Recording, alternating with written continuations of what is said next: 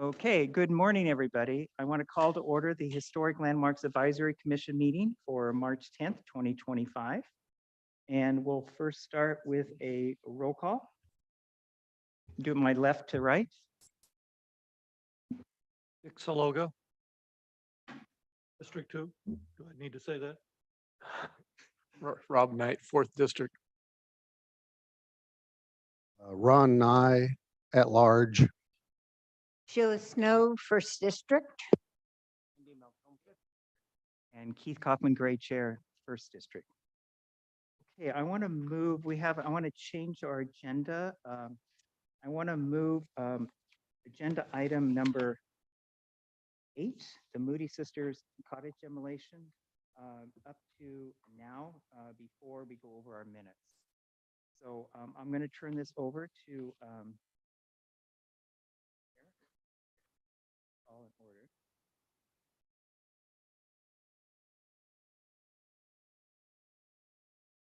Okay, it's Raina Warren, I believe. Ronna Warren, yes. Yeah, okay, and I'll turn it over and introduce yourselves and go ahead and let me get the agenda item here. The agenda item is the County Historic Landmarks Advisory Commission, HLAC, will receive and may discuss an update on the resolution of litigation regarding the unpermitted demolition of historic landmark number 50, the Moody Sisters Cottage, which was previously located at 17 Middle Road in the Montecito Community Plan area. This is in the 1st Supervisorial District. Okay. Good morning, Chair and Commissioners. I'm Ronna Warren. I'm Senior Deputy County Counsel, and I was the attorney tasked with handling this litigation. As you know, this matter came before you a number of times in 2023. And then in, I believe it was December of 2023, you referred the matter to the Board of Supervisors and County Council to proceed with appropriate action. That occurred. You sent a letter in December of 2023, and then we began our negotiations with Ms. Corson to try and resolve this matter. We were not able to do so before we needed to file a complaint with the court. We were originally trying to avoid litigation so that we could resolve this as quickly as possible. When we weren't able to do so, we filed a complaint in July of 2024, July 1st, 2024, and we pursued Ms. Corson, Mr. Corson, and their LLC for violations of the county code and negligence per se. Thereafter, we continued negotiations because we always want to try and resolve things in a way that we can control. And ultimately, we were able to reach a settlement agreement. And it was signed in December of 2020. I'll go through some of the terms of the settlement now, and then if you have any questions, I would be happy to take them. So there's a total payment of $50,000 to be paid to either the Santa Barbara Trust for Historic Presentation or the Santa Barbara Historical Museum. It's going to be made in 2 installments. The first installment was already made January 2025 of $25,000, and the second installment of $25,000 will be due in December. There's also a volunteer component required by Ms. Corson, which is 100 hours of volunteer work at a historical organization. To date, she has already performed work with the Santa Barbara Historical Museum and the Santa Barbara Genealogy Society. And then finally is a public apology by Ms. Corson before you today, and she is on Zoom and prepared to make that apology now if you guys are ready for that. Proceed? One Can you hear me? question. Oh. Is it equally divided between the trust and the museum? No, Ms. Corson and Mr. Corson can determine which of the two to provide the donation to. It can be all to one, it can be split among the two. It's at their discretion. Okay.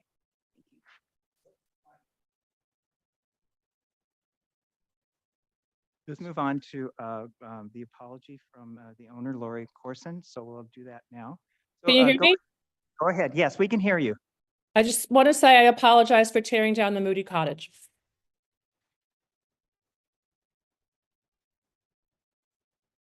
Hello? Thank you very much. Yep. Apology accepted. And then just so that we settlement are completed, then we will file a dismissal with the court. Until then, the court retains jurisdiction. Other question, in which courtroom is it assigned?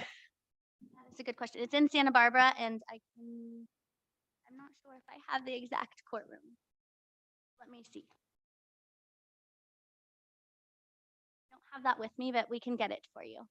Okay, well, let's first move to, for commissioners, if there's any ex parte on this matter before we move forward. Just want to make sure we have that out open. And then we will now move to questions to staff. So go ahead, and it looks like we have Dick Saluga, Commissioner Saluga. So during the negotiations, was there any discussion of potential reconstruction, restoration, or anything of that nature? Unfortunately, given the state of the law, that's not something that I'm sorry, Ms. Court can do. So while it was discussed and our office was viable, it was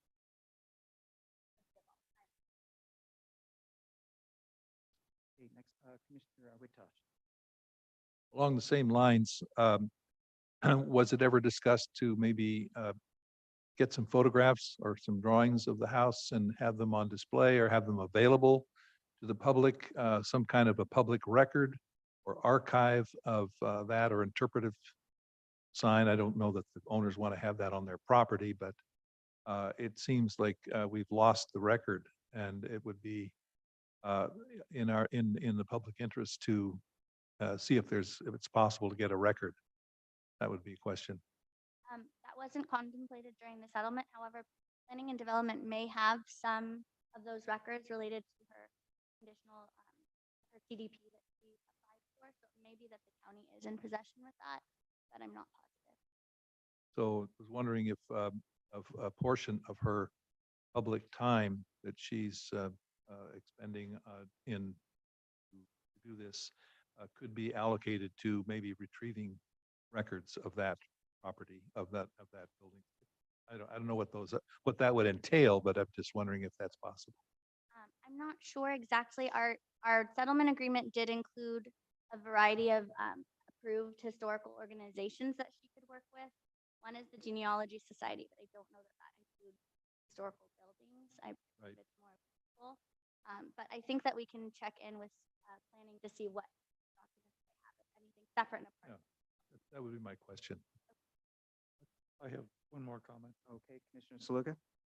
It, since this is kind of wiped out, but I guess if we have photographs to record what it used to be, and I guess it would remain in the list, I suggest there be a note that says this document was illegally destroyed. So separate from the settlement agreement, discuss public, or I'm sorry, planning and development to see what records that they do have of the building, and it would be separate from the litigation and separate from the settlement. Mr. Chairman. Commissioner Witosh.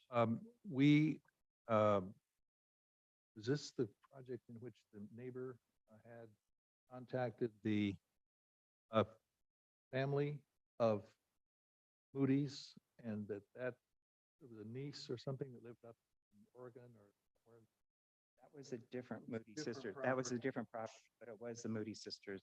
However, would maybe that individual would have some records of this property, and it would be worth it from our perspective to ask Ms. Corson to please contact that person and the lady the niece to see if maybe she has some records. It's Yeah. supposed, She would not have been privy to that. It was in a different property in a different area.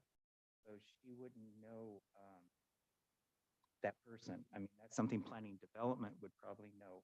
oh, okay. And we could go back to records, public comment at our, Right, when we right. discuss that. And we could go from that. Yeah. It's just that there's a link there that might potentially be fruitful. Yeah, Oh, I agree. okay. Okay, we're on commissioner questions still. Commissioner Nye. Could you go over again the three organizations that apparently have received some benefits? Yeah, so the two organizations that the donations can be made to are the Santa Barbara Trust for Okay. Historic Preservation And- and then the Santa Barbara Historical Museum. Okay, and then there was some volunteer work, and that was three organizations, I think. I think it might be 6 or 7. I can Six. Oh, list them for you. I didn't list them yet, so I will. oh, okay. So there's the Santa Barbara Historical Museum, which she's started working with, the Santa Barbara Genealogy Society, which she's also started working with, and then there's the Santa Barbara Trust for Historic Preservation, the Santa Barbara Conservancy, Casa del Herrero, and the Pearl Chase Society.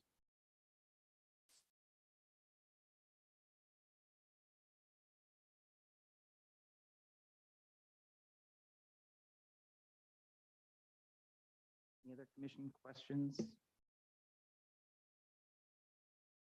I just have a comment. Yeah, we'll get to comments. Thank you.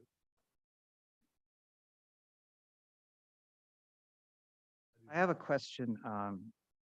You mentioned that you looked into the possible reconstruction and stuff, and there's a state law that doesn't allow that, or?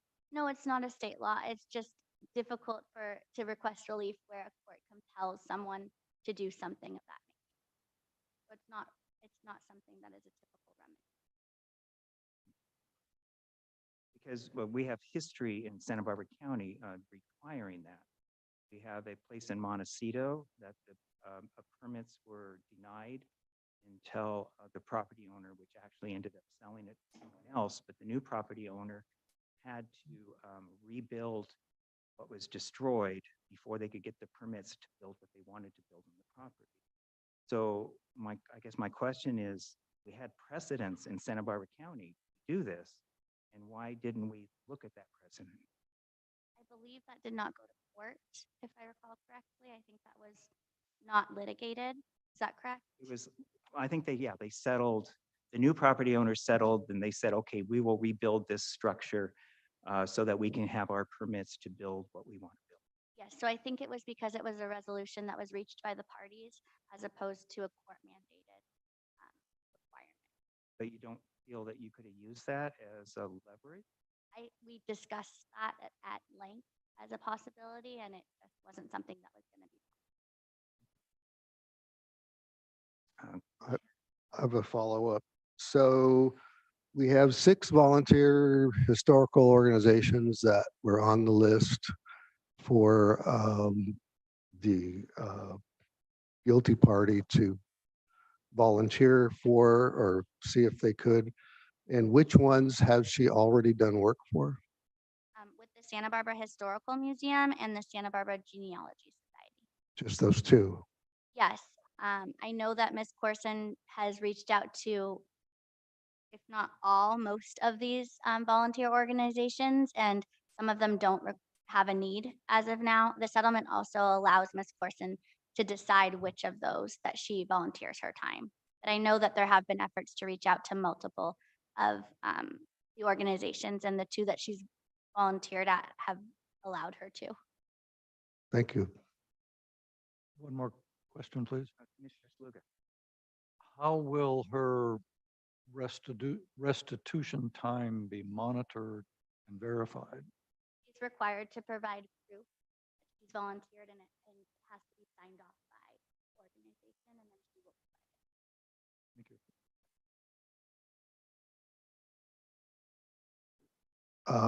And how many hours was that? Did you? 100 hours.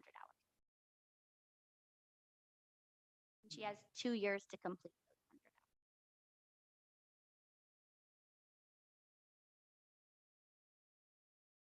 Any more questions? Let's see, we need to move, if there's any public comment, do we have any public comment on this agenda item? We have received no speaker slips, and we only have Lori in the attendees column. So hearing none, we finished the questions, we'll move on to comments from commissioners. This probably will be the last time we hear this coming to us, so this would be the time for us to voice our opinions on this matter. Whoever would like to start first, please let me know. I can start. Okay, Commissioner Nye. Getting back to the issue of documenting what was there before it was demolished. There are photographs available for that purpose.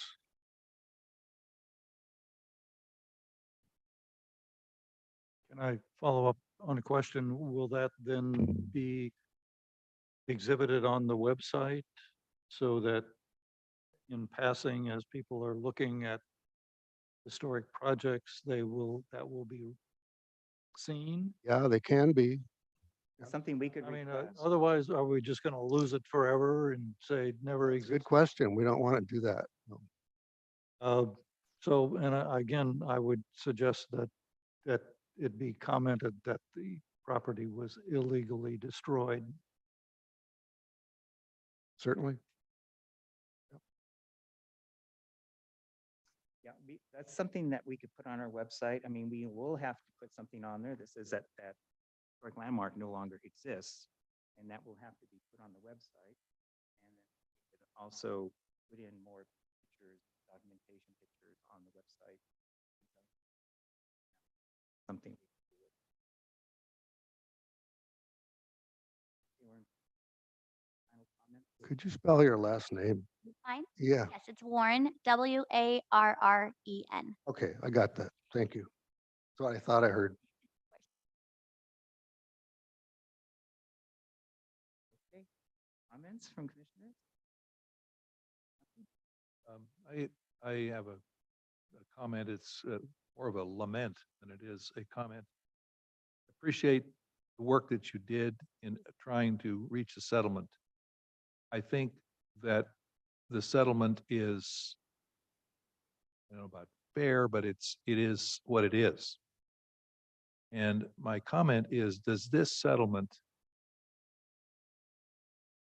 appear to be a disincentive to do this again or to have other people go rogue? Is this enough? In other words, justice served by this? Because people with unlimited amounts of money can throw money at anything and they'll just say, well, heck, let the taxpayer get us. You know, let's just take a chance and do this. So in the era of rogue behavior, we could be seeing you again. We could be discussing this again. So the comment is, again, to say thank you for your work. And so, and the money is going to go to a good cause, and the hours are going to be, you know, being contributed. And okay, but I just wondered whether anyone else feels that justice is served. I don't know. That's not the question to you. That's to the commission here. Sure. No comments. Okay, well, no one else has any comments? This is our last. Court chance to part of voice our opinion. So it was assigned a court case, and then you asked for time for settlement, and then you said it would be dismissed with or without prejudice. It will be dismissed with prejudice once all of her requirements have been, all of the terms of the And it settlement. won't be read into the record. It won't be litigated. We'll just file a notice of dismissal and then the court will dismiss it and there will be a record of it with the court. However, there won't be a formal hearing or anything of that nature. Is this settlement similar to the one that Mr. Kaufman Gray alluded to, the previous one where there's a precedent that was also settled as opposed to litigated? If I'm understanding your question correctly, so this doesn't set a precedent, nor does the other, in the sense of other cases can look to it and tell the court this is what occurred. Usually that's a case that's published before, there's a court determination and then it's a public decision and then like cited brief or whatnot. However, the settlement agreement will be a public document. And just very quickly with respect to your deterrent question, the volunteer hours were really thought for the purpose of return, because it's not just throwing money at a problem, it's actually volunteering your time. Used up at the 100 hours. Commitment. I would agree. Okay. So those are- Follow-up question. So this settlement is in the public record or will be? And how will that be made? So the settlement itself isn't going to be on the court website or anything of that nature, but if someone had a Public Records Act request or something of that nature, then it would be something that we would produce. So Right, so to say something is in the public record really doesn't really, it sounds like it's something, it sounds like it's a public thing, but it's just, it's going to be filed. Where did the Board of Supervisors come in? Have they been notified of this settlement? And Yes, once it was referred for litigation, it was under the Board of Supervisors jurisdiction, and they were the ones who signed off on the settlement. They're the signatory. each one signed off on it? The chair signed on behalf of. Okay. All right, so, okay, well, I have some comments I can address to our group, but thank you. Thank you. Okay, well, I guess I'll do final comments. I don't know, I'm very disappointed in how this turned out. I'm going to go through some things. I think it is important that we have more documentation of the Moody Sisters Cottage. And I hope that we can move forward and try to get some of these pictures up on our website when you link to that cottage and describe that it was demolished. In our letter that we sent last year, when this all started, we requested that there was fines, that the fines would come to us so that we could use the money for preservation in the county of Santa Barbara. And I'm just very disappointed that these funds are going to, I mean, they're great organizations, but we're the ones that are having the trouble finding money to do preservation of landmarks or create landmarks. And if we had this money, we could be doing landmark preservation throughout the county of Santa Barbara. And this is what we requested in our letter. And obviously, it did not go that direction. I feel that, if you look in our bylaws, HLAC is in charge of all historic landmarks in the county of Santa Barbara. And once a landmark has been done, all problems come to us for discussion, which did happen. But this settlement was done without coming through us for comments. And I feel that it's violating our bylaws by doing that. It should have been, okay, this is what we're looking at. I know everything is hush hush, you have to be careful, so it can't be in the public. But just like the Board of Supervisors, it could be a closed door session with us that you could have explained to us, we're planning to do this, and get our opinions before you sign off with the Board of Supervisors. Because we are, like I say, I keep repeating that, in charge of county landmarks. So I'm very disappointed in how this turned out. I mean, it's already been done, so there's nothing we can do. And I still think we had precedent with what happened in the past with the landmark. It was a place of merit, landmark. And then the whole public record thing, I think the public should know what happened. And I think the public should know what these penalties are. And to just have it so that, oh, if you want to ask for public record, you'll get the information. But I think the county should let the public know what happened to this landmark. And it should be in a press release, be out there, get the press involved. Let them know that we had a landmark that was destroyed by a property owner that did not want that on their property. And this is what is done. But right now, no one knows that this happened unless they tune into this meeting and find out, because the Board of Supervisors is behind closed doors. So no one listening to the Board of Supervisors knows. So, just voicing my opinion on this because I know nothing could be done. But I guess we should just work on trying to get some pictures, more pictures of this landmark that's destroyed and get them up on our website. But I hope you understand our frustration here. And again, you look at chapter 18A, once a landmark has been designated, we're in charge of what happened. And we did that at the beginning. We sent a letter to the Board of Supervisors, given our different options we felt. One was to have it rebuilt. One was to pay for the whole cost of having it be built, whatever the value of that structure was. And then the third was giving money for historic preservation that the HLAC could use for making more landmarks or exhibits about the Moody sisters, because we realized there is no really historic documentation about the Moody sisters. And this money would have been perfect to do deep down dive, because the Santa Barbara County has a lot of Moody sisters, not a lot, but they have Moody sisters cottages throughout the county. So, you know, I guess that's my concluding remarks on this. But thank you for coming today. Thank you for both of you for giving that report. And we'll just move on. And I just don't see this as a being a deterrent for someone to do it. Anyway, thank you so much. Thank you. Thank you, and I certainly agree with everything that Keith has said. It's hit the nail on the head. And one question for our attorney, our in-house attorney. Is there anything that would stop this commission from issuing a press release?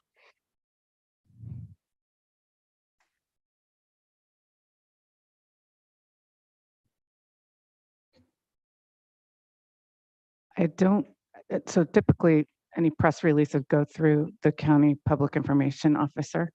Oh, really? Yeah. Good answer. I have one thing, because we were involved with this over time. At least 3 times they tried to move it, and we looked and worked with the people who wanted to take it onto their property. But each move was thwarted. One, I think, by the fire department, county. Planning and development wouldn't give permits on the other one. So we weren't really helped by the county to preserve it. And, they didn't want it in situ, but it couldn't be moved. So that's one thing that kind of led to or contributed to the destruction of the property. I mean, we looked at it over years, the moving, remember? And we have a lot of paperwork regarding each of the moves and drawings of the house that we commented on. So Well, we need to move on because we already finished. Sure, just Yes. one. Okay. So first of all, I concur with your disappointment and your remarks. I also think that the piece that was added by our commissioner about some of the problems getting the house relocated is on us. It's on not on the owner. And that should be part of the article. It's not just one thing. It's complicated. And regulations and public safety issues are involved and all kinds of things. So it would be interesting reading if it got the full story. I'm wondering also one last little question. If the historic landmarks initiates, is it lawsuits or what is it? Would you call this litigation? And then expects to get the money for the awards. Would that not be a conflict of interest? The litigation is initiated by the Board of Supervisors, which is why they had jurisdiction and why they were the ones that were conferred with regarding this. Right. So once initiation of litigation is in the picture and it's been referred to the Board of Supervisors, Right. Mr. Chair, I would think that that would pose a problem if we went out and started litigation on a lot of properties and say, if you give us the money, we'll be okay on it. It doesn't, the perception doesn't look good. Well, the idea was, it was to let the Board of Supervisors know our intentions and be involved in. Yeah. Anyway, we Understand. gotta move on. Finish this agenda item. Thank you so much for coming. Appreciate it. Okay, now we're going to move back up to number 2, which is public comment. So we're asking if any public has any, wants to say anything to HLAC this morning that is not on today's agenda. If anybody would like to make a public comment in the attendees column, please raise your hand. We have nobody here in the audience and we have no letters submitted. Thank you so much. Okay, we'll move on to the minutes. We're going to be looking at the minutes of January 13th, 2025 will be considered. Just a quick comment that this is like the 3rd iteration of these minutes. Commissioner Nye was able to look at him because I wanted him to go over his comments and I overlooked at him. So anyway, they have been changed a bit since the initial ones. And so if you have any comments on the minutes. I have additional comments, but I think they pretty much are 100% have to do with grammar and spelling. And I don't know if we need to go through each comma and semicolon here. I can give my notes to staff. Would that be all right, or do we want to? Yeah, that's fine. If that's perfectly appropriate, I can do that. I can do that. Yeah. So I know the more we look at the minutes, the more we find little things. Yeah. I gave Jonathan a few just before this came out. Oh, you did? Yeah. Okay. There's like a capital S should have been a small s, little things like that. So any comments on the minutes? Anyone wants to move to accept the minutes?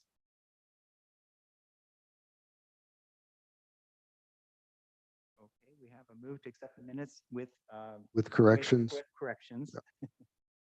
I'll second that. A second. All in favor, accept the minutes, say aye. Aye. Opposed? I just abstain. I Abstain. We have one abstention. Okay, well, that was nice and quick. Thank you so much. Okay, let's move on to a staff update. Planning Development, HLAC staff will provide a brief oral announcement or report on items of general interest to the commission. Chair, I'd like to introduce Sean Stewart. He's a new deputy county counsel, but you might recognize him because he worked in planning previously. So I'm going to let him say a few words. Morning, Chair and Commissioners. My name's Sean Stewart. As Ann mentioned, some of you may recognize me from my time spent with the county's planning department, where I brought items before HLAC and also supported you guys as the chair liaison. I've worked throughout our county and city as a planner and starting a new chapter as a deputy county counsel with the county here, and looking forward to supporting your commission. So Sean's going to be my backup when I'm not here. And then also he's, when a landmark item goes to the Board of Supervisors, he'll be reviewing that, and he's already done one of them actually. When you get your actual time off, you can actually step in then. Huh? Yes. Wonderful. Well, welcome aboard. We appreciate you. Thank you so much.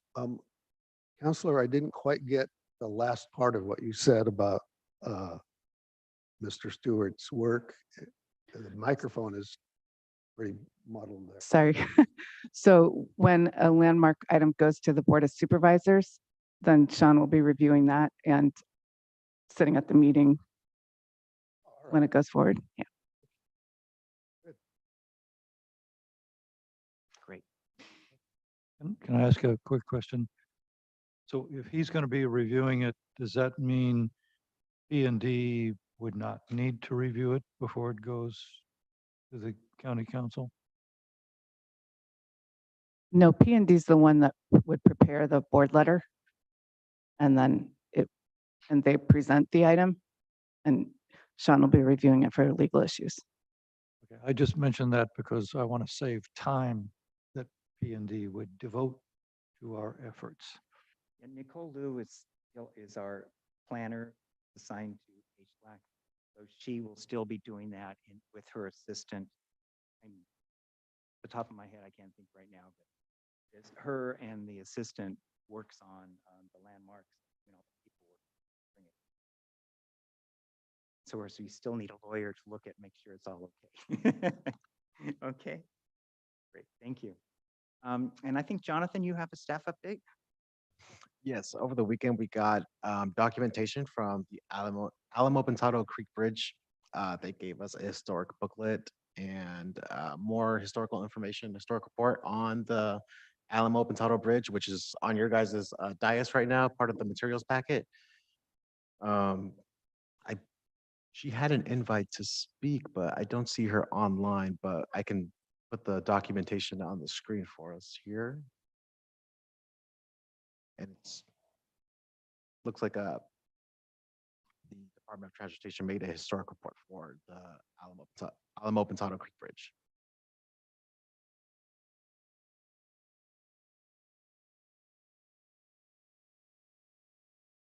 As everyone knows, this is the bridge that was rebuilt at the dedication last year.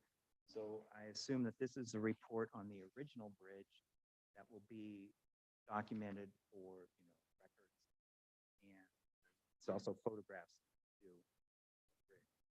description. I haven't looked at it really deeply, but just looking at it last couple of days, it looked very well done. That's an official historical engineering record report done by a professional outfit. And then there's the historical part that Caltrans staff did. So there's two excellent documents. I think, Howard, you would really enjoy the engineering report they made. I did. Have you looked at it? Howard? Very, Oh, very well done. excellent, yes. And all of this information will be added to our digital archive and our hard copy record in the office. Absolutely. Thank you so much. Appreciate it. Hey, any other staff update? At our last County Board of Supervisors hearing, we had the Arroyo Hondo Bridge become our newest historic landmark within the county. Thank you. I'm going to mention that too. Gotcha. Sorry about that. But yes, it did become a new landmark as of our last Board of Supervisors hearing. And that's it. Thank you so much. Let's move on to item number 5. This is the chair project discussion. County Historic Landmarks Advisory Commission will discuss funding potential historic projects, supplemental letters, information received. I have a few things to go over today.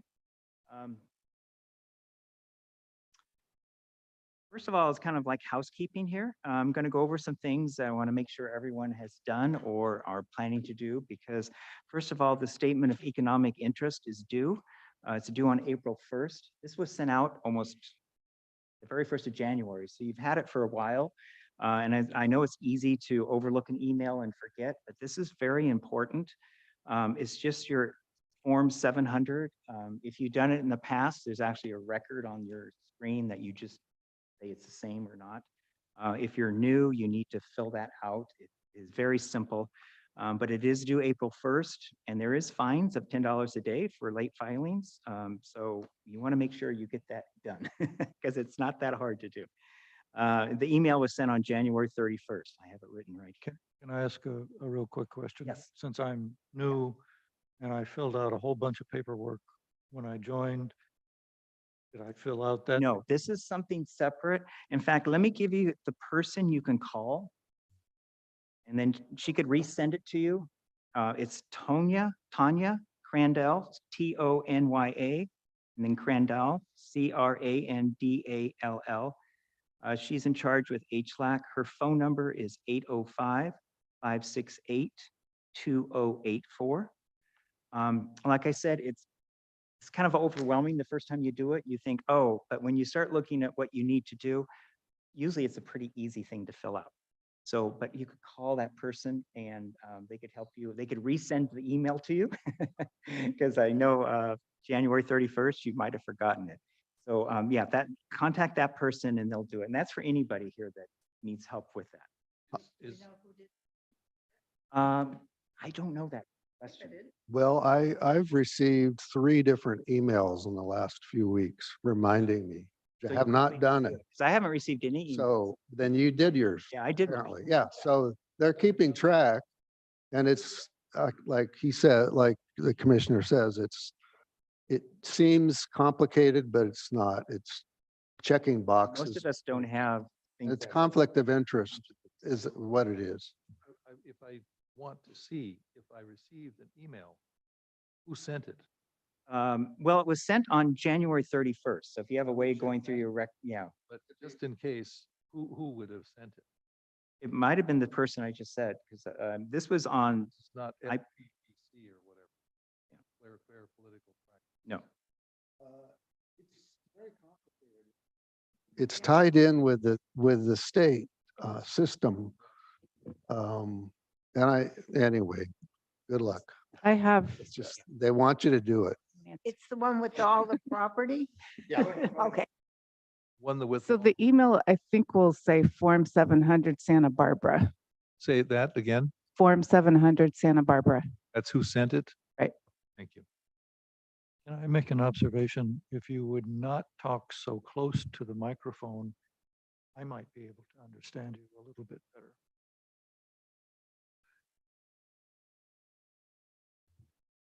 I'm just wondering if the $10 daily fine comes back to HLAC. We could fund ourselves by being tardy. We were looking at our budget, right? Okay, so can we move on? I thought that was going to be a quick thing, but I'm glad, we want to make sure no one forgets to do stuff. The next thing is the HLAC ethics training. Okay, everyone should have got an email about this. This was not that long ago. Now, this is due every 2 years. So I think most of the commissioners did it last year. So over the years, I've learned to keep a file and when I do the training, I put it so then I know if I do. But if you, I know I didn't do it last year, so I had to do it this year. Now, the training, it's very easy, but there's a trick. You have to spend at least 2 hours doing it. So don't try to rush through it because it will not let you complete it if you're done before 2 hours. So just take your time. There's little questions you take, and if you make a mistake, you can correct the question, and then it tells you if you're right or wrong. It's really easy, but it's, everyone has to do it.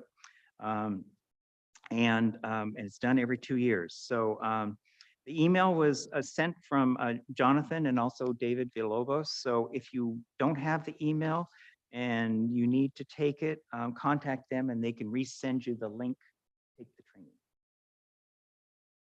I'm sorry, what was this called again? Pardon me? What It was called the HLAC Ethics Training. So it's ethics training is the course. It's like an online course you have to take. The first time I did it, I found it amazingly interesting. Once you get into it, of all the rules and regulations about potential conflicts that we might run into. So I actually had kind of fun doing it. The second time I did it this year, it was just wasn't so much fun, but it is the first time. It refreshes you. It does Think, make you think. "Oh, Yeah. maybe I shouldn't do this, or maybe I did it and I shouldn't have done it. I It's a tried. no-fail test. It's Yeah, just- yeah. You can't, You if you, fail. if you put the wrong answer, they'll tell you. I had to say, I went around a half an hour trying to get in and I could never get in. It would told me I tried the password I always had and they said, no, it's not that. And then I just tried to re-sign up as a new person and they said, no, you're already in the system. So I went around and around and around and I still never got in. So I need to know whatever password I have there. Talk to Jonathan. Okay. Jonathan has the link. Okay, He Jonathan. can work with you on it. Thank you. Maybe he can help you with it. Okay, so those are the two things there. The third thing I have here is mileage is due. After today's meeting, we try to do it every 3 months. So the mileage for January, February, March. We did not have a meeting last month, so it'd be just mileage for January and March. Jonathan will be sending out the 2025 mileage form for everybody again. You should have that in your inboxes. Okay, he's probably already did it. So just remember, you get paid for your mileage, and instead of doing it at the end of the year like we did a few years ago, we're doing it every quarter now so that we don't get behind. Yes.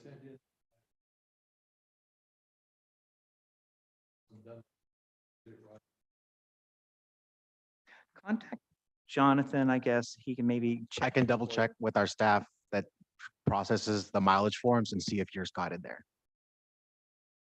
Sometimes I found, it's automatic deposit. So sometimes they're so quick that if it's not very much, it can be automatically deposited and you don't realize that they did it. So, well, you should, that's what they request is your bank account to be able to do automatic deposit. They don't send out checks. Yeah. But they're usually once, if it's, Jonathan submits it, it's quick. I mean, I have to say they're very quick in paying these out. Okay. Okay, the next thing on chair project discussion is the Arroyo Hondo Bridge designation, which Jonathan mentioned. It was last Tuesday, March 4th. I was present. It was here in Santa Barbara, and the vote was 5-0 in favor of it. It was a very positive. There was a couple of questions that were asked, and it was just one I thought was actually very good question from Supervisor Nelson. He asked who is responsible for upkeep. He wasn't sure if the county would be, if there was some problem with it. And, it is owned by Caltrans, so Caltrans is in charge of it.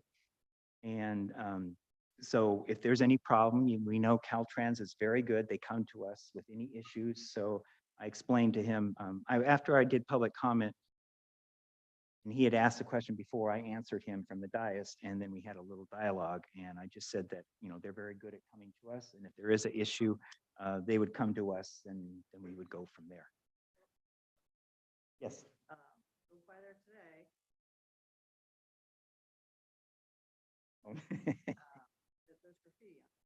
Yeah, there's been a graffiti for quite a while.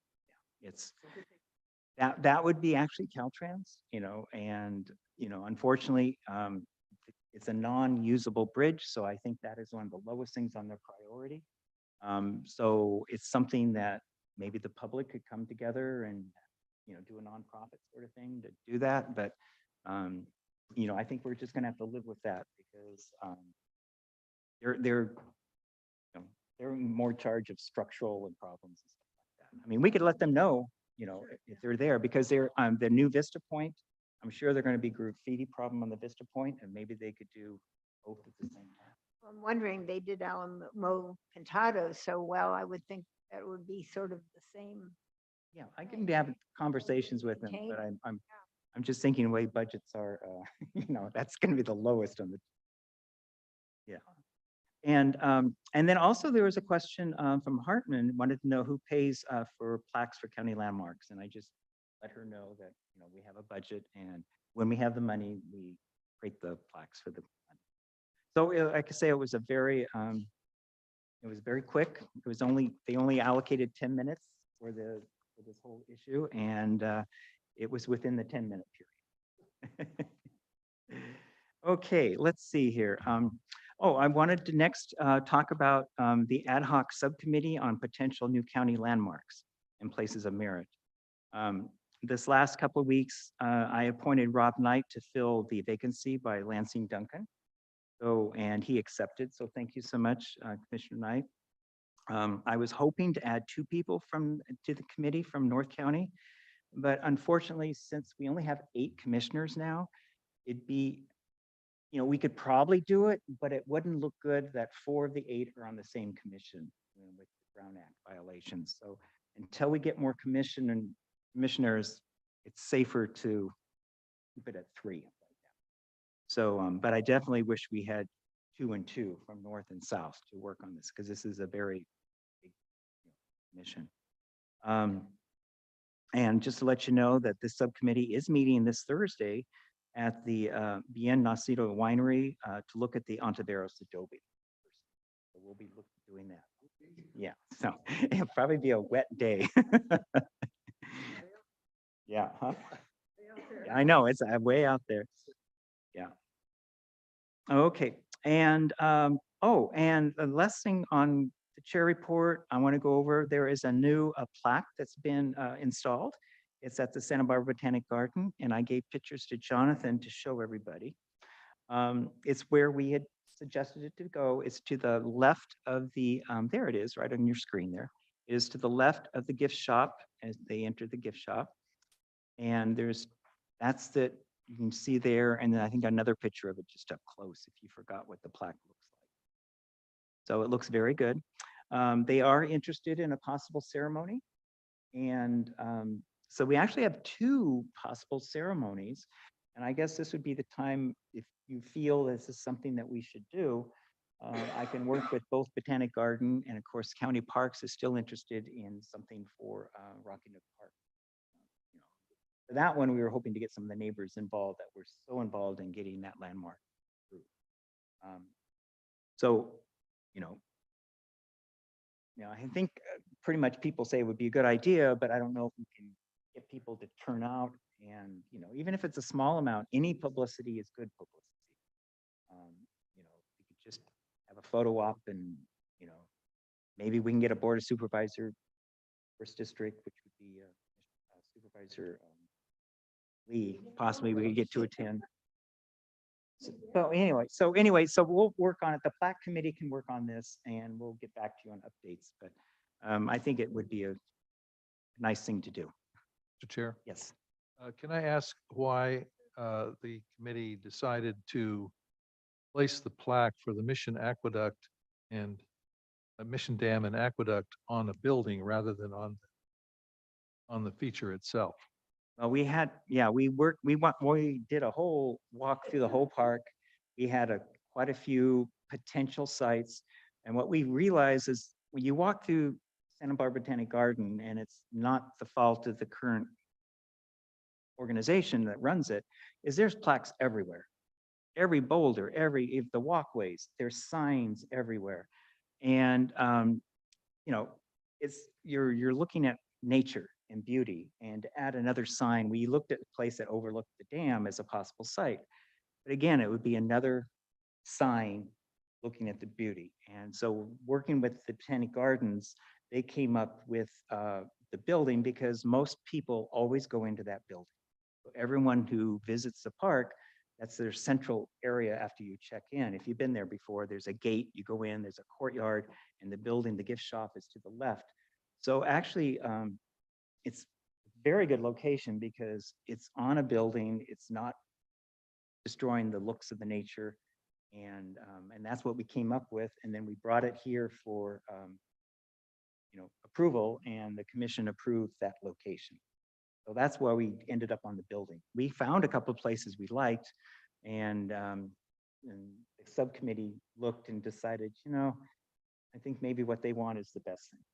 Well, they were hamstrung because with the prior director, Dr. Schneider, they were doing massive, improvements. They were wiping out gardens, building more structures.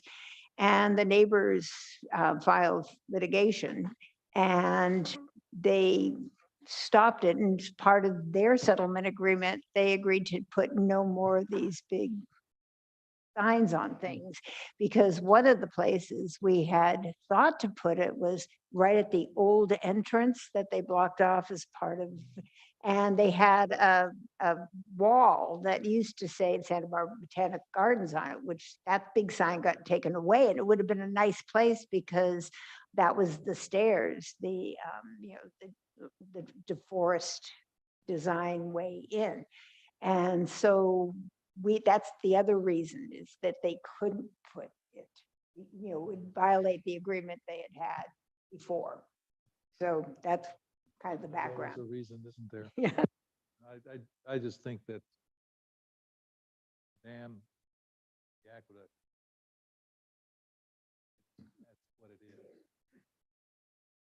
Reserve all the plaques for the piece. Okay. I understand. Okay, so that's the end of my chair project discussion report. Let's move on to the HLAC budget. Everyone received on your desk this morning the current budget. This is through the end of February, so it's updated. This is an informational item. Just as you can see, just to help you, we so far through end of February, we spent $15,997 of our budget of $21,100. That means we spent 76% of our budget and 66% of time for our budget has elapsed. So we are now officially over our budget. And as we always expected, it's the planning development staff support line item. This new number, I just figured out, is they added the cost for the Arroyo Hondo Bridge at 20 hours. It's now included.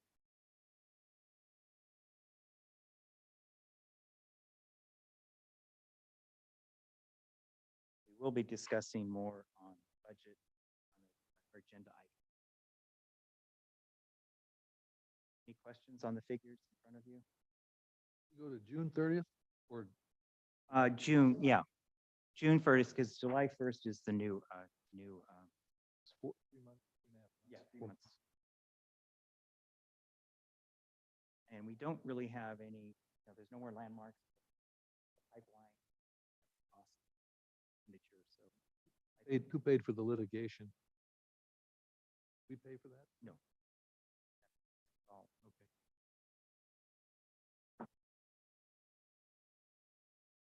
okay, we'll move on to item number 7, and that is district report.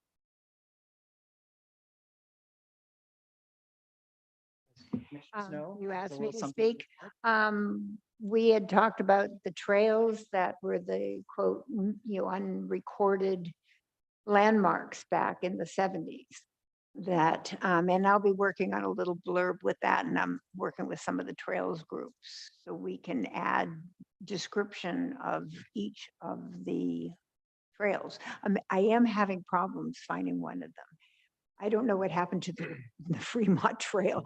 I don't know if it's been renamed to the Snyder Trail or not. That's the only other one that goes up besides Royal Borough. So it's pending. Have Yeah, you, as you remember, we had discussed about wanting to put it a description, like a one-page Yeah. description. For And a each trail, photo of the and trail. also a topographic map that shows the trail. And so Sheila has volunteered to step in and work with all of her contacts at the Trail Society to work on history of. Yeah, I mean, I can do it more with the Montecito trails, but with probably some of the other trails group for the North County one. So out of my purview. I can Well, thank you so work much. with them. Okay, it looks like we have Commissioner Nye here. I'm here. Have you talked to Neil Graffy? I've talked to Okay, because he did a lot of research on that trail. Yes, on Fremont. On coming over, but Fremont. I don't know the actual, the old. Oh, So, okay. All right. He was trying to figure out where, sorry, he was trying to figure out where Fremont came over, because it was, as we heard from the fellow, that they have the plaque, the state plaque out at Gaviota, which he didn't go over. And apparently he went over somewhere like where the pass is now, a little off. And he found a rock, but it wasn't, I think that what we were looking at in the 70s was an actual trail, which maybe this, because it says it was off of Camino Cielo and went down like towards Paradise. So I think that it might have been renamed after, I think it's Snyder, it said. I was up there yesterday looking at it, but it didn't have anything about if it had been renamed, and I'm not sure who he was. Maybe, I thought maybe someone on the commission might know. I think it was Snyder or the trail, and I don't know if it was named after someone and they had just changed the name from the Fremont Trail. That is a question too. I have access to Post Hazeltine report on one of those trails. Okay, I that think might it be might be Royal that Trail. one. Was that one or the Royal Blue? I don't remember. Royal came out, yeah. Maybe that's, So, yeah, I'll let send it me- to you. Okay, that would be great. Thank you.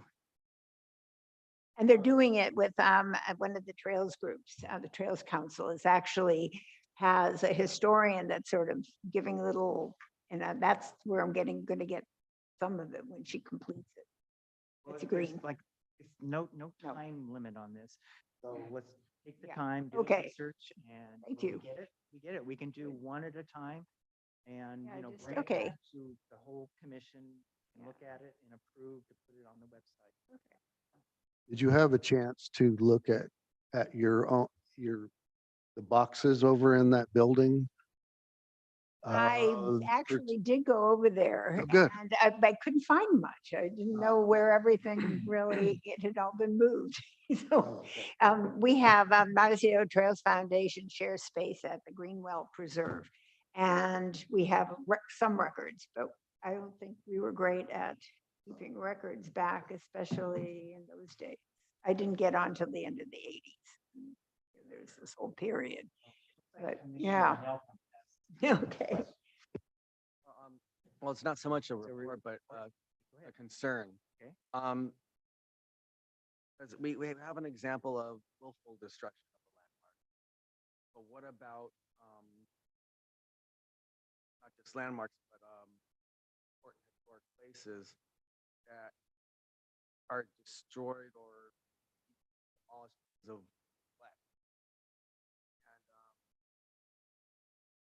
the Alamo Potato Creek Bridge, under the stewardship of Caltrans, seems to be willful neglect. But they're willing to rebuild it all brand new and look just like it was before, but it's not the same thing. I'd rather have the stewards of landmarks and important historic structures who actually make an attempt to preserve what they have rather than let them go and, oh, well, this is too unsafe to preserve. So we have to destroy it. Well, wait, we should document it and make photographs and this and that. Well, okay, we can do that for extra money. I don't know what their, specifically with this in mind, what their game plan is. Sure, they willing to do all this extra stuff, but why not just preserve it in the first place? With the graffiti incident on the other thing you're talking about, well, it's not their budget and it's not a priority. Well, but if it comes to a point where it's neglected and needs to be demolished, what do we do then? Hire them to rebuild it to look just like it was before? And well, we have pictures of the past. We don't want that, ideally. So I'm just wanting to put out there the idea, well, for example, the Moody Sisters College's willful demolition. But what about the ones that willful neglect that causes demolition? And I think that should be addressed. What we can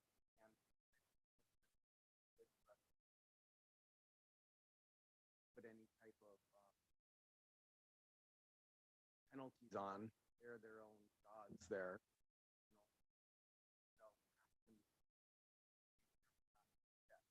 But still, we need to address the situation.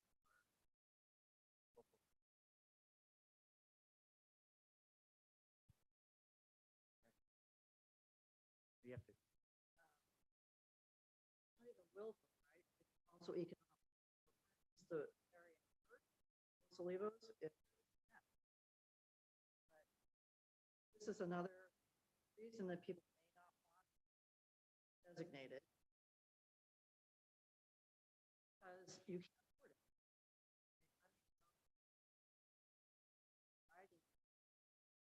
Use the barrier. That's really. It's like. I don't know how that is.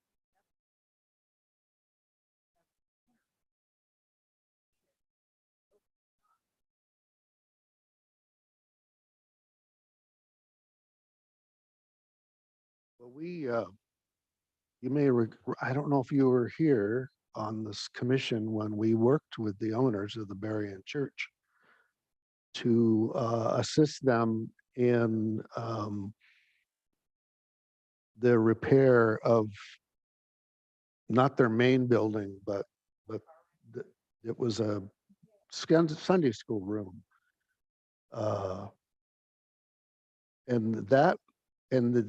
We actually saved them some money, I think, by including that room as part of the designation. But so your thought is that because it's listed, it's a problem for them to. Hmm. Yeah.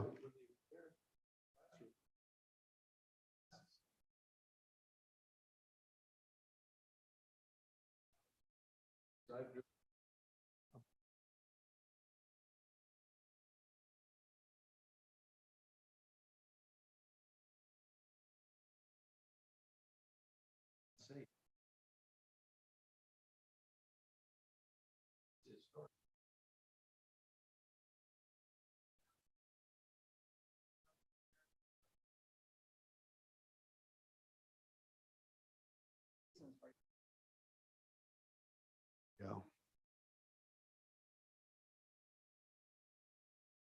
Yeah.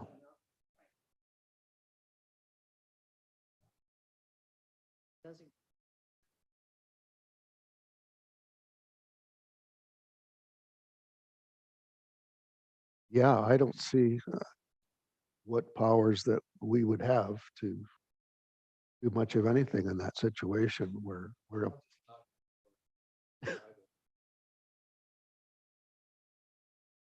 Okay, let's move on. District reports, we're still on district reports. Any more district reports? I have two brief, I'll make these brief. Something that's happening, I think we can anticipate happening a lot now is a homeowner on Torno Road. You don't listen to this.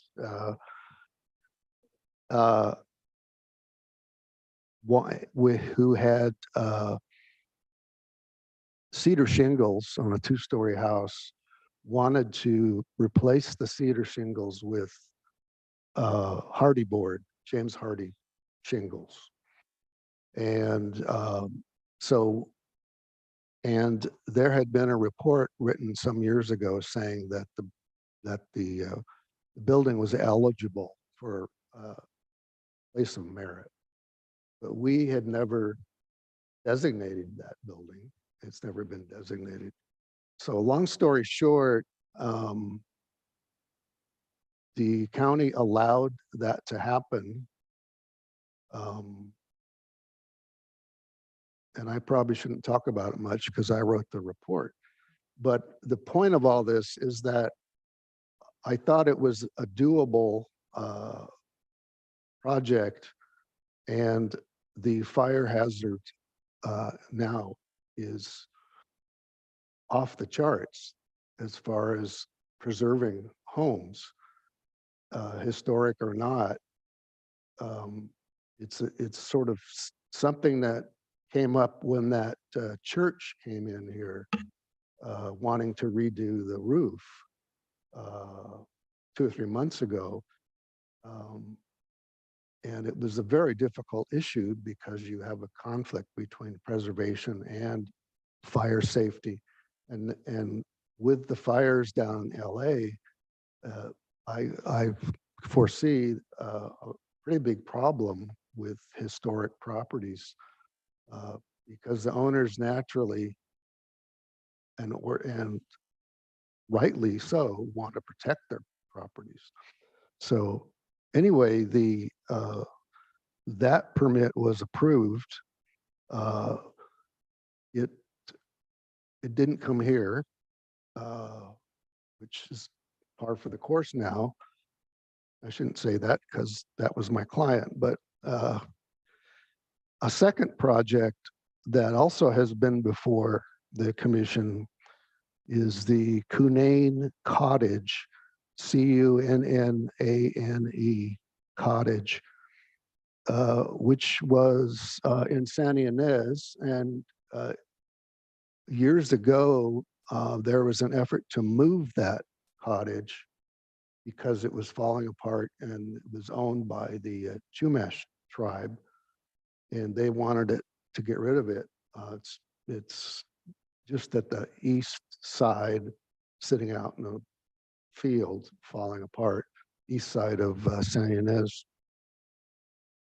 So this commission approved moving that building, and that was something like 2007.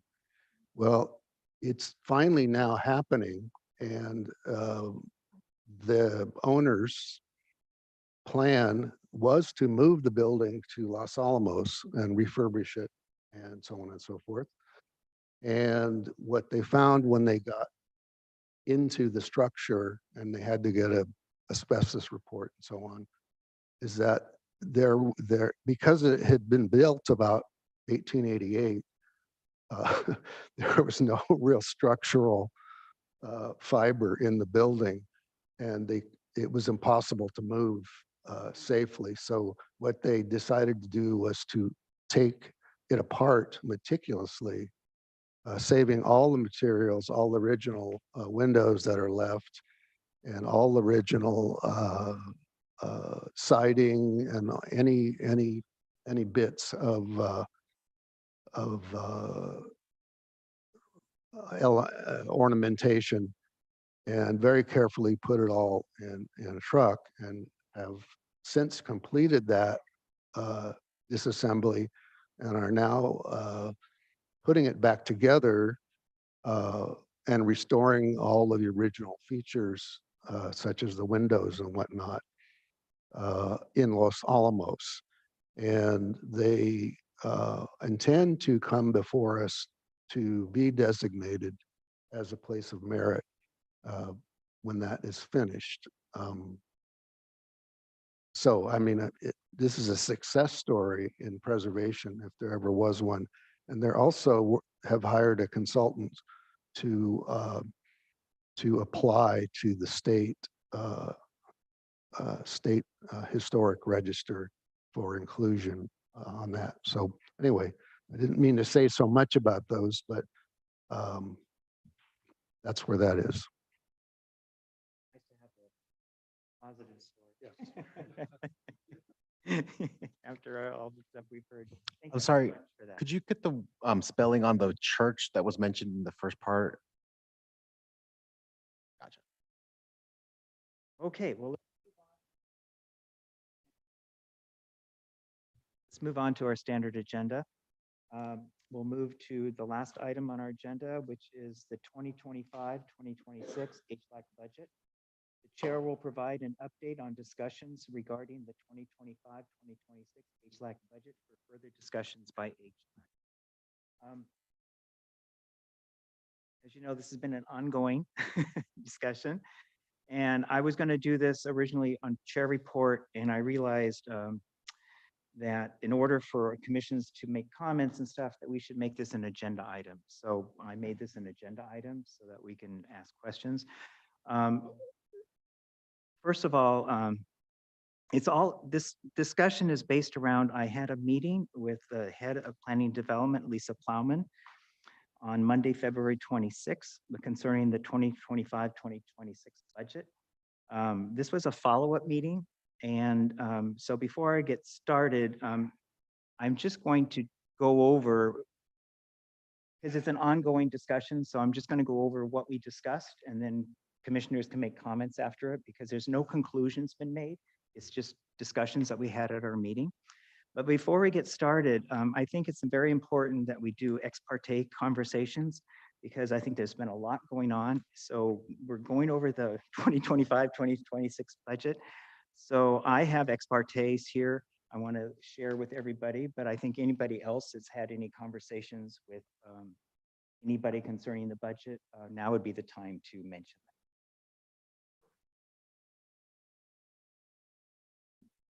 that. I spoke briefly to my supervisor about it. some time ago. You mentioned that last, in the January meeting, Yeah, and we've subsequently spoken briefly about it again, so. 'cause I know Commissioner Steinwalk had a meeting. I'm going to mention a few because it includes almost everybody here. So, I mean, I'll go over mine and then there's others on top that might be the best. Okay, so on February 10th, I had a meeting with supervisors Laura Capps with Chris Henson. Commissioners that were in that meeting were also Dick Saluga and also Commissioner Nye.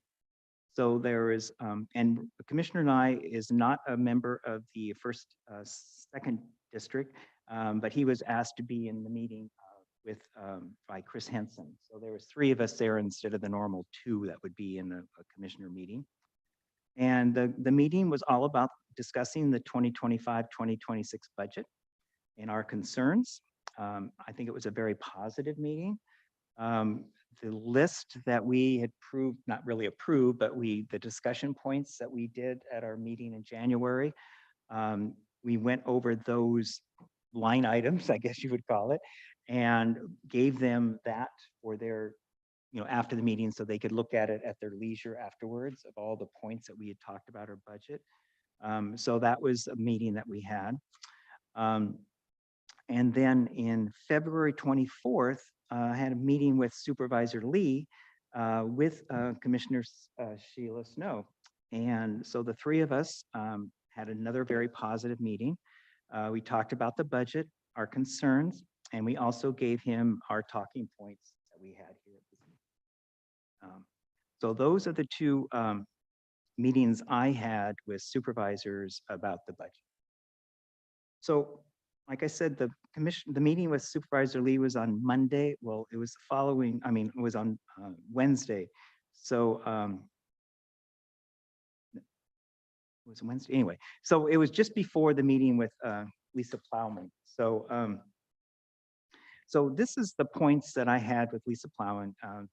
Like I say, I want to just put it out there, it was a very positive meeting. We went over a lot of things and it's all ongoing. I'm just going to go over some of the things that we talked about. And a lot of this might help, with further discussions we have. Like I keep repeating, it was very positive. Due to the long-range projected deficits in county budget, Lisa Plowman, before our meeting, had a meeting with Mr. Razura. And he informed Lisa Plowman that there's no additional funds are available for the 2025-2026 HLAC budget. So that's how we started out the meeting. So Lisa and I sat down and we worked on moving funds from the different line items in our current budget, professional services, travel, and even office line items up to planning and development staff support line item. We looked at what we could move that would be that we could still do what we need to do. And it came out that we could probably only do 2 landmarks per year for the cost of bringing it to the Board of Supervisors if we did that shift. And as you know, we felt that we could do 4 landmarks a year if we were funded properly, without being rushed, because it does take a while to do each landmark. Other things that we discussed is Nicole Liu will be attending all HLAC meetings. She's online today. So if we ever have any questions for planning development, Nicole Liu will be attending all of our meetings. Nicole Liu is a senior planner. Senior planners do not charge for work done. So her attendance will not affect our planning development staff support line item of our budget. So this was something new to me. And so when we look at our budget, by her attending our meetings, it will not be charged to our budget, just as when county council, the same arrangement. And we looked at other things. Lisa Plowman was not sure if our hearing support hourly charge is the same as planners. We had talked about this before, so she's looking into that to see if the rate of our hearing support person is being charged to us is the same as a planner. Lisa seems open to bringing some projects back to HLAC for review when a historic report is required for a project, and that report indicates the property is eligible for County of Santa Barbara landmark status. And of course, that is what we've done. She is open to going back to what we did in the past. We also discussed the need to increase incentives for property owners to have them want landmark designation or place of historic merit. We went over incentives that were in the agenda for the 2011 Board of Supervisors meeting. I think everyone got a copy of that, listed all the potential incentives back in 2011. That was done in front of the Board of Supervisors. Lisa, she's going to look into the minutes for that meeting to see what the supervisors said during the meeting and why there was no progress to adding incentives. And of course, one of those main incentives, which we discussed in detail, was the meal reserve project. So as you can see, we went through a lot of different things in our meeting. It's all a work in progress. April, I found out, is when discussions are starting to go with the Board of Supervisors. And so that is really my report, but I just wanted everyone to know and you know what is going on behind the scenes. There's some good news, there's some bad news, but like I say, it's all in flux. And with all these meetings with other supervisors, I think we know that we have questions about what's been going on with our budget, how projects aren't coming here. So I think all of your work with meeting supervisors, getting the word out there. So I guess we can open this up to any questions. A lot of the stuff, like I say, is in progress, but I wanted to inform you. But if you have any questions or comments.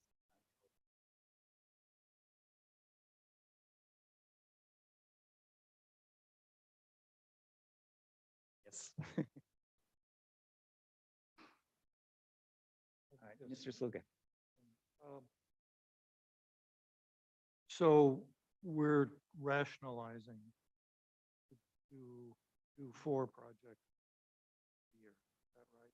Well, we kind of looked at how long it takes to do a project, how many hours are involved. That's primarily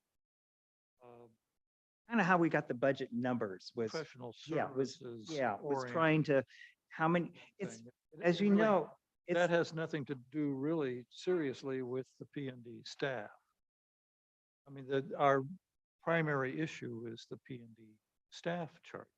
well, that's because we weren't charged before Oh, I know. when it goes to the Board of Supervisors. And now we have these charges, you know, when we approved Royal Hondo Bridge, it used to be no charge to get it to the Board of Supervisors. Now we're paying that, which we calculated at $5,850 for 20 hours. And so that's how we came up with our proposed budget. Is we figured we could do, the subcommittee said, well, we could do probably comfortably 4 landmarks a year.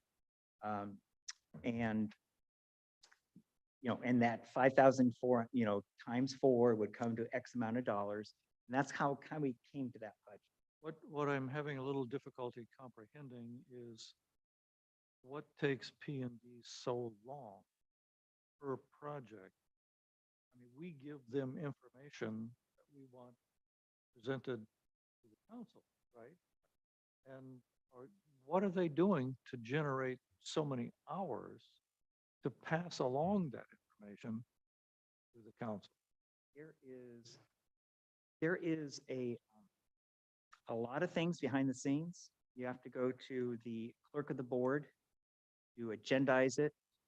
It's not just picking a date. You have to have time before to agendize it for the following meeting, and that takes hours to do that.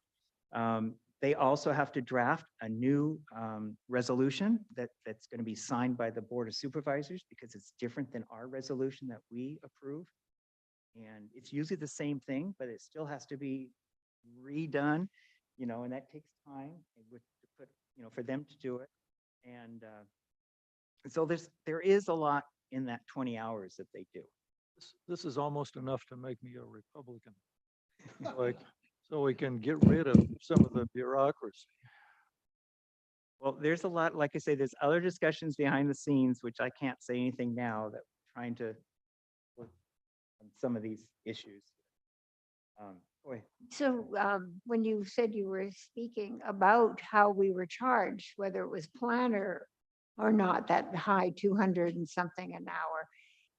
If it's not a planner, designated as being a planner and more as like, would that be less? well, that's what we're looking. That's into. it. So it could actually At then, the moment, yeah, she didn't know it's Jonathan's. yeah, John, you yeah. know, they're- Because I'm sure he's all not getting staff is being 200 charged with an the hour. same rate, or is Yeah. it different tiers? I originally That's was what, kinda interesting, yeah. told by some higher ups in planning that, oh, everyone is charged, it's a, they take all the salaries, they even it out with the pensions and it's this number, and everyone is charged that, whatever they're doing. That how is what I was originally told. Now it sounds like it might not be, but again, this is in discussion. It could be she was misspoken and maybe it is the same, we don't know, but it's being looked into. Yes. Chair, you and I had several exchanges, emails about what to discuss with a supervisor about this topic. I chickened out. I did not contact my supervisor because I felt that the scope of what we were talking about was not focused enough, and it would, knowing his disposition toward this whole issue of historic preservation, I didn't want to waste his time. While I thought he would be getting this from you directly or from someone else, so I held my fire. But I would like to, before the supervisors decide, I would like to maybe revisit this with you and maybe the committee without breaking the ground before going to my supervisor district, and so that what my words would be have already passed div. Just in the interest of not wasting his time and not, excuse me, pissing him off.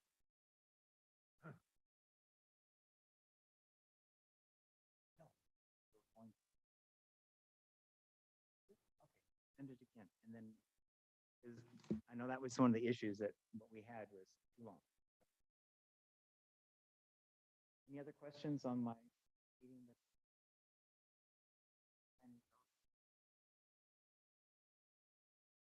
Okay, well, like I say, it's ongoing. Like I said, I heard that next April is the month that they actually have individual meetings with supervisors and stuff. So now's the time you want to do follow-up. It doesn't have to be a talk now. If you already had a one-on-one talk, you can do a follow-up email. Just let them know whatever you're. An email to the supervisor or? Well, yeah, I mean, I'm just saying, if you already, supervisors, their calendar is so booked. And they have so many people coming at them, especially probably now with the budget coming, that if you already took the time, they already took the time to give you an hour of their time on a one-on-one. Don't try to make another one-on-one. Just do an email conversation with them.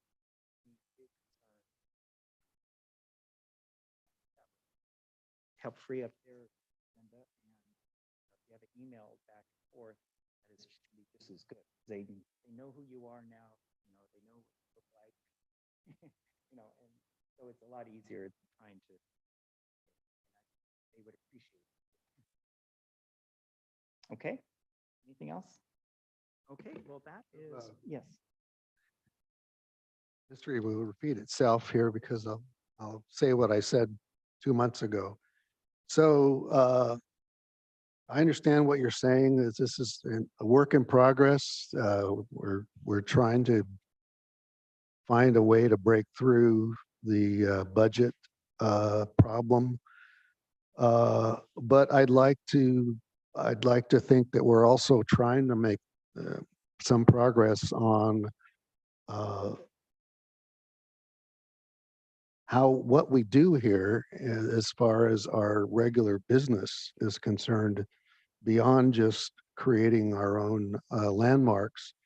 And I'd like to think that we're making some progress somehow in uh, obtaining a better definition of what our role is in the planning process, what this commission is supposed to be doing beyond going out and finding properties to landmark. We historically have done a lot more than that. And that's the thing that I keep harping on here is I'd like to see that conversation keep going, particularly with the Board of Supervisors who make policy. And the disturbing aspect of county staff has a clear notion of what they're doing and why they're doing it. They are not sending reports to us to review because of the costs that entails to the applicant. Well, we understand that. That's what everyone deals with the county and so forth. But on the other hand, we are part of the county code and we have a scope of work that we're supposed to be doing. So how can we come to some agreement on how we could help and assist county planning in their hard work at approving projects while also having some attention paid to historic preservation. And it's a very hard issue, but and I'm not saying we should go back to the way it always was before, because there are budget concerns and time concerns, but let's sit and talk about this with and I guess what I was driving at, and I'll wrap up, is that the department head of planning and development, I believe, is under the impression that we are still reviewing projects. Whereas the people who are supervising staff know definitely that they're not, we're not reviewing projects because they're preventing that from happening. So somewhere I'd like to see, I'm hoping that there'll be some breakthrough in this issue. Well, Thank you. As I mentioned in my conversation with Lisa, she was very open to going back to where it was before. She mentioned there is a new state law that restricts some of this reviewing that we used to do, depending on what the project is. Most of it, I think, is stuff, but it was very positive, and especially if the project triggers a historic report. And when that historic report comes back, says that it's eligible for historic landmark of merit, he's still very positive that that should still come to it. And so there's discussion going on that I don't know what's going on between the peoples to be in planning development. As you know, we were kind of caught off guard that nothing came to us all of a sudden, and we didn't know why. And I told her that, we're very upset that why didn't they come to us first and said, oh, we're not sending you projects because XXX. They didn't say anything, planning development. They all of a sudden just didn't send us this. And we had to figure out, well, why are we not having meetings for 4 or 5 months? Because nothing's coming to us. And we had to make that inquiry. And then they told us why. I just said, we're very upset about that. And so she's aware of what's going on, trying to do it, and seem positive. Like I said, nothing's been set in stone, that they are coming back to us. But I feel the discussion is going that direction. So, we okay, one last comment before we, So I would just add that, you know, this year's, this, I mean, next year's historic landmarks list is greater than this year's historic landmarks. Because time is passing. And with each year, certain projects become eligible, and a certain number of those eligible projects actually could become designated. If there is no one looking at that, if there's no acknowledgement or recognition of the time passing element, we could be 10 years behind before we wake up and realize that we're, to look at. So I remember that we started off with 4 projects, 4 designations per year. And so now that's been reduced to 2 projects per year, it's possible, because of the price tag. Okay. But we want to make sure that, for example, with each passing year, that we don't get 25 eligibles and 5 possible designations. We're only able to do 2 a year. So I would just add that to the well, just so you stew. know, part of the equation is we didn't used to do our own landmarks. Property owners would come to us with the land, they want to do it. We'd show them the form. It's on our website. They would either have a historian do it or they try to do it themselves, dropping it apart themselves. And then they would bring it forward. We'd prove it and would go on to the Board of Supervisors. Because of now charging between HLAC to the Board of Supervisors, there's still possibility someone might want to do it. But having to pay $6,000, almost $6,000, I don't think we're going to get property owners who will do it when the incentives, there's no Meals Act, there's not a lot of incentives for people to do that. Right? So it's like a catch-22. We're kind of doing this on our own because we know property owners aren't going to do it anymore because of the cost. And so we're switching now. If we can go back the other way, if we have a Meals Act, we have a little larger budget, Meals Act would change everything. Property owners would want to have designation so they could have a 50% property tax. And almost every county in California has it. Go on the websites, you'll see it. Cities, Santa Barbara has it. San Luis Obispo. Wow, it was an eye-opener. Just Google San Luis Obispo historic landmarks. It's amazing what they have because they have the Meals Act. So it's the city of San Luis, but not the county. I did not see anything on county as far as the county. City. Anyway, we could go on, but let's adjourn this meeting. Yes. Okay.